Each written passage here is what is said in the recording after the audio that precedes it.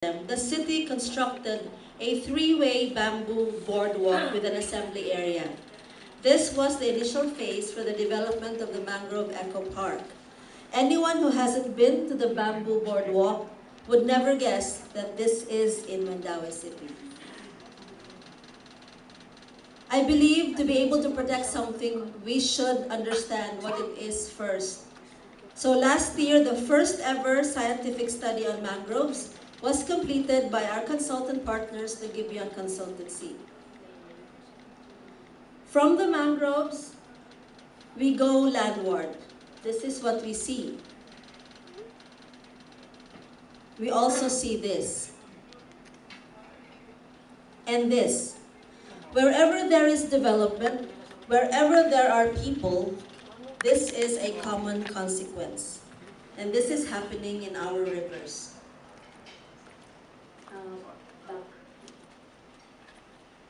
One slide back, please. I personally do not believe in cleanups for the community, but I believe in cleanups by the community. So with the Bayanihan sa Butuanan program, the community got engaged. With public-private partnership, this once dirty and empty place has been transformed to this. This is our Butuanan River view deck. This is, if you're familiar with the city's locations, it's just very near Pacific Mall. While studying architecture, I never was keen on focusing on the minute details. I was more into the macro scale. I was more interested in the site development and how it relates to the surrounding community. And maybe that's why impact to the natural and built environment has been my template instead of the focus on that visual icon. But like all architects or professionals for that matter, we all agree that our concepts cannot proceed without a plan. When it comes to solid waste, the city, Mandaue City, is the only highly urbanized city in Cebu province to have an approved 10-year ecological solid waste management plan. Of course, implementing the plan is another thing. However, understanding how our city works and how our culture influences our behavior are huge pieces of the puzzle. And knowing your wastes starts with the children. We started this last year, and this shall be continued this year. I believe educating these children is our only hope in realizing that understanding our wastes will ultimately lead to proper waste management. So I will end with this quote.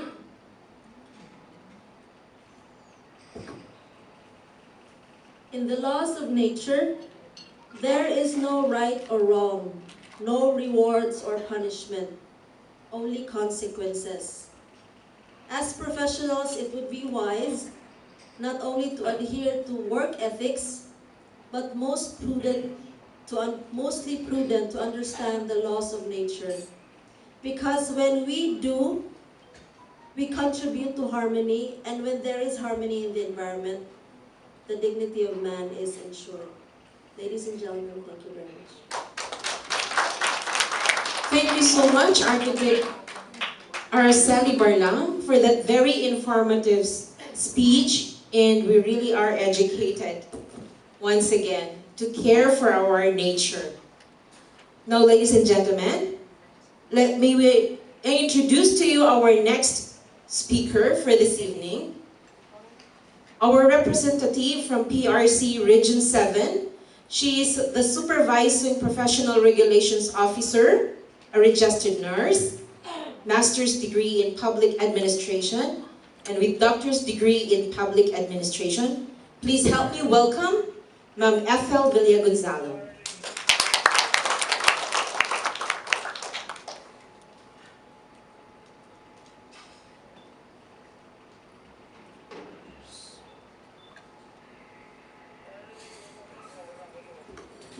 Good evening, everyone. Thank you so much for inviting PRC Cebu as one of your guest speakers in tonight's event. This has been my second time to witness this prestigious gathering, the awarding of the 10 outstanding Cebu architects and engineers. In behalf of PRC Cebu, I would like to extend my warmest congratulations to all the awardees, families, friends, and relatives and loved ones. Continue to excel and do good. And always take good care of your license, as this is your way to success, and your license is also your future. Continue to do good, and also update yourselves by attending CPD, or the Continuing Professional Development, that will enhance your learnings. So the Cebu community is so proud of having you, the awardees, and also that would be all. Congratulations and good evening. Thank you, Ma'am Ethel. And for our next speaker, she is a doctor of education, a mother of 7 children who are successful professionals, law-abiding citizens in their respective local, national, and international communities. She is a recipient of Outstanding Family Awards, a recipient of Service Awards, a church musician, a retired division supervisor for music and art education, Mandawi City, a former dean of the college, Tabor Hill College, OAD, and currently school principal of Trinidad Beata Academy Incorporated in Liloan, Cebu. Ladies and gentlemen, let's all welcome our next speaker, our Academe speaker, Dr. Milagros Cañete.